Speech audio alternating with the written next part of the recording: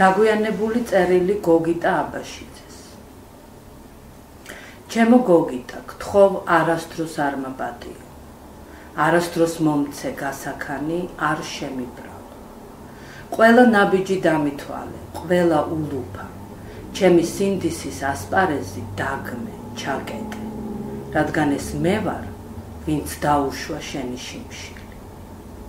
ვინც მოითმინა ნადიმების უსასრულობა და ჩინოვნიკთა გასუქება, ქონის დადება. მათი ხელფასი, პრემიები, ჯიპთა ჭენება, მაშინ როდესაც შენს ყულაბას ლარიც არ ჰქონდა. ეს მე ვარ, ვინაც არასოდეს იანგარიშა. თითო სახინკლის თითო ღიბში რამდენი ჩადის. და რა მოხდება თუ მოვაკლებთ ერთ ხინკალს ყველას და დედაშენის გამოფხიკილ ქვაბში ჩაუშვებთ.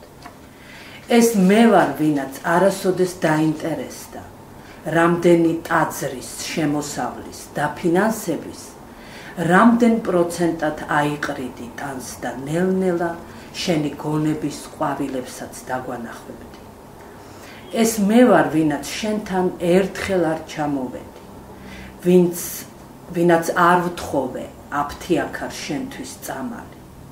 ჩემი შვილების სანოვაგე ვინც არ გავყავი და შენ სიცოცხლეს ერთხელაც არ გამოუგზავნე. ეს მე ვარ, ვინაც არასოდეს გამოითვალა, თუ რას უდრიდა შენი გაზრდა, კეთილდღეობა.